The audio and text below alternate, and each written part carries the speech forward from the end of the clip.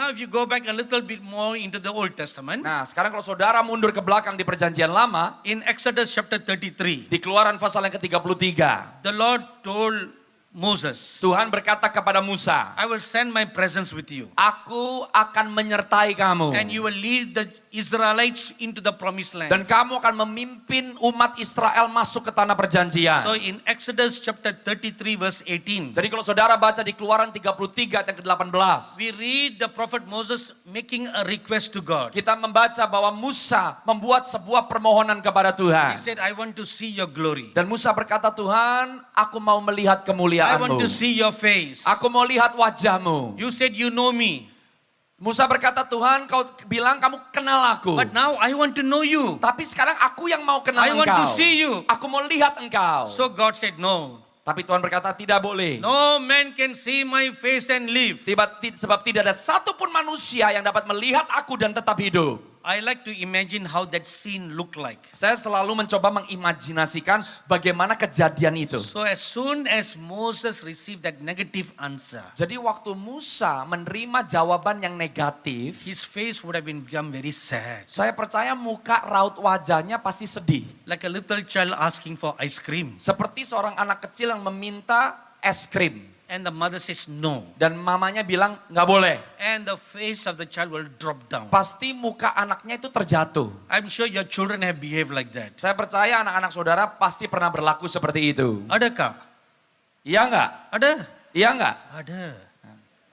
So Moses was like that. Jadi Musa itu seperti itu. So God saw his face. Tuhan lihat wajahnya. My poor son. Nah, Tuhan berkata, aduh anakku yang malang. Look at his face. Lihat wajahnya. It's so long like papaya. Itu panjang banget kayak pepaya. So, and he feels so sad. Dan dia sangat sedih. So let me do one thing for him. Jadi Tuhan bilang, aku akan lakukan satu hal untuk dia. Now I want you to listen very carefully. Sekarang saya minta saudara perhatikan dan dengar baik-baik. The Lord told him, Tuhan berkata kepada Musa, all right Moses, oke Musa, I will make an exception for you. aku akan membuat sebuah pengecualian buat kamu. You are so dear to me. Kamu itu begitu lekat dengan aku. You are my friend. Kamu itu sahabatku. I have known you like no other person in history. Aku mengenal engkau tidak seperti orang-orang yang lain dalam sejarah. There is a place by me. Dan Tuhan berkata, ada satu tempat dekat aku. On Mount Sinai, the Lord said there is a special place. Di Gunung Sinai, Tuhan berkata ada satu tempat yang spesial. Come and meet me there. Tuhan berkata, datang ke tempat itu untuk bertemu dengan aku. Where Moses and God were talking at that moment, Nah, waktu Tuhan dan Musa sedang berbincang-bincang di waktu itu, it's also Mount Sinai. itu juga di Gunung Sinai. But God said, Tapi Tuhan berkata, but there is another place, tapi ada satu tempat, my secret place.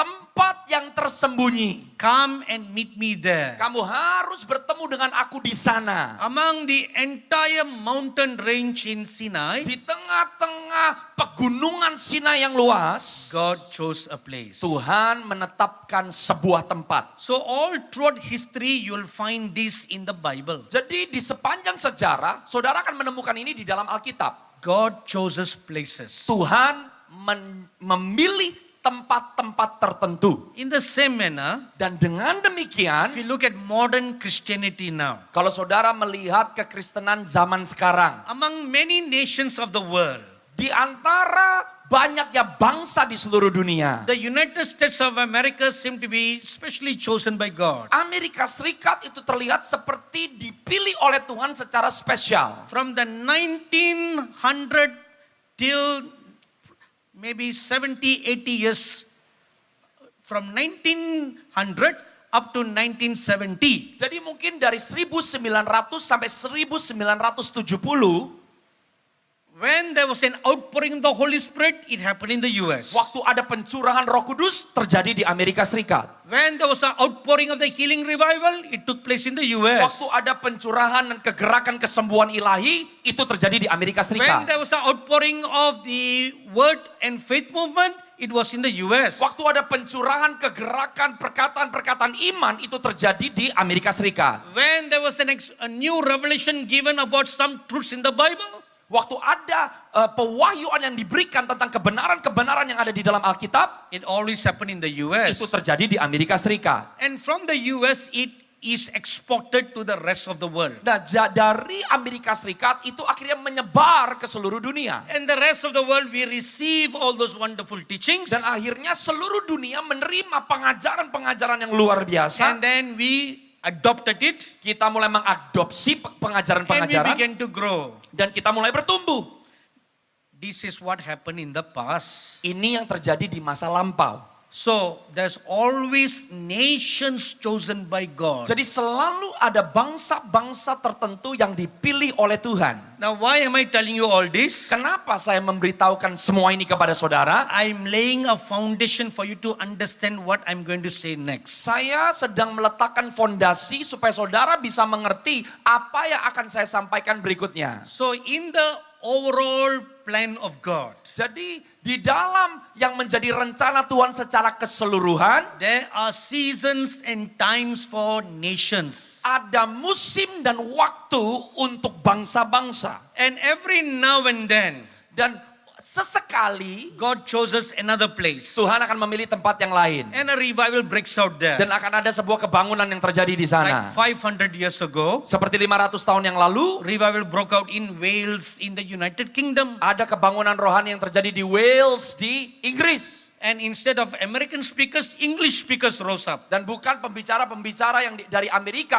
tapi pembicara-pembicara dari Inggris yang dibangkitkan. One of the great men of God was John Wesley Salah satu hamba Tuhan yang luar biasa yang bangkit namanya John Wesley. and his brother Charles Wesley. Salah satu saudaranya namanya Charles Wesley. Another great man of God called Smith Wigglesworth. Ada seorang hamba Tuhan lagi yang luar biasa namanya Smith Wigglesworth. And these are all great English men of God. Dan ini adalah hamba-hamba Tuhan yang luar biasa orang-orang Inggris. And there was another prophetic intercessor called John Knox. Dan ada seorang pensyafaat yang profetik namanya John Knox. And when he prayed, the whole nation knelt down to pray. Waktu dia berdoa, satu bangsa berlutut dan berdoa. Then the grace of God shifted towards Europe. Dan kasih karunia Tuhan mulai bergeser untuk masuk ke Eropa. And the Moravian missionaries arose. Dan akhirnya ada misionaris-misionaris dari Moravian yang akhirnya dibangkitkan. For 100 years they prayed continually without stop. 100 tahun mereka berdoa terus-menerus tanpa terhenti. No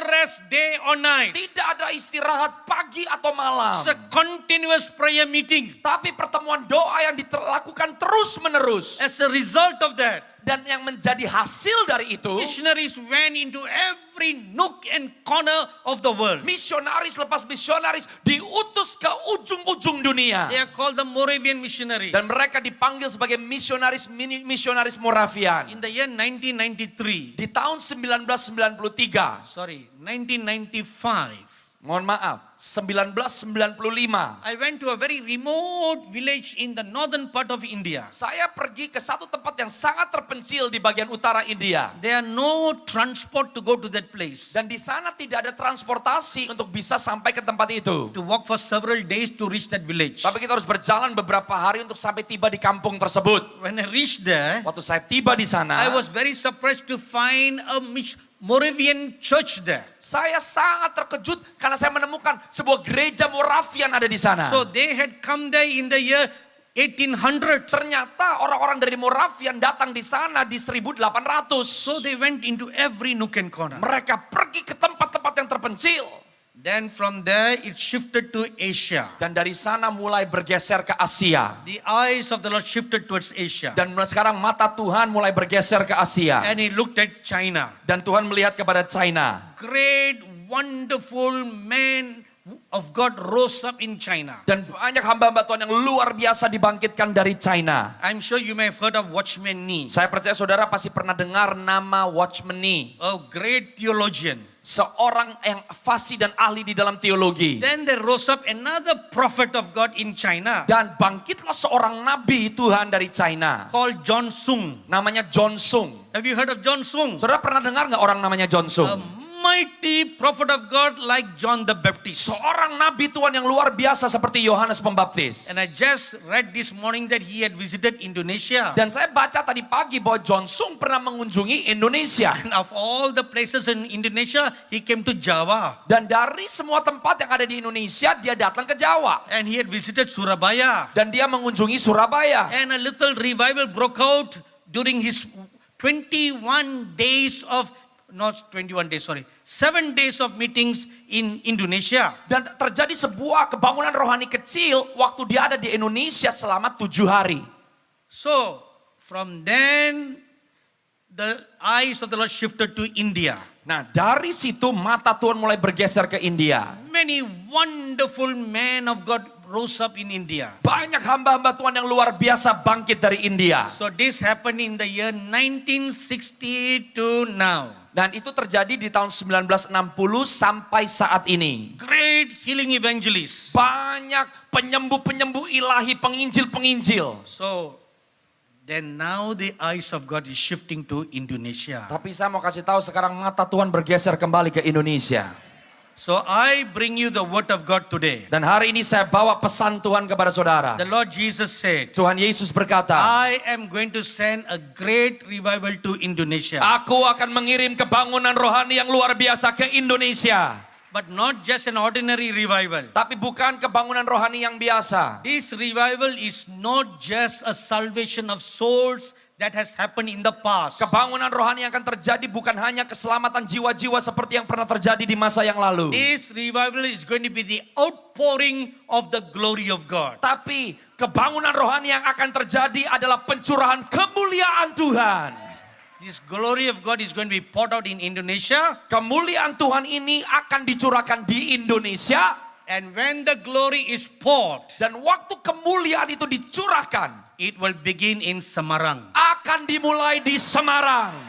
It will begin here. Ini akan dimulai di sini. From here, it will be like a fountain that is open. Dari sini akan seperti mata air yang terbuka. From here, it will flow to the east and flow to the west. Dari sini akan mengalir ke timur dan ke barat. So you are in the chosen place of God. Saya mau kasih tahu, saudara ada di tempat yang dipilih oleh Tuhan. Hallelujah. Hallelujah. Hallelujah.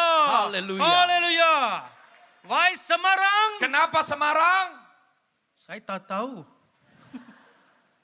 I don't know. Saya nggak tahu. It is God who chose Semarang. Tapi Tuhan yang telah memilih Semarang. Why not Aceh? Kenapa bukan di Why Aceh? not Jakarta? Kenapa nggak di Jakarta? Why not Surabaya? Kenapa nggak di Surabaya? Why not Irian Jaya? Kenapa nggak di Irian Jaya? I don't know. Nggak tahu. But you have found favor in the eyes of God. Tapi saudara telah mendapatkan perkenanan di mata Tuhan. Amen. Amin. That is why this is a national conference in Semarang instead of being a city conference. Oleh sebab itu konferensi ini adalah konferensi nasional dan bukan hanya konferensi kota.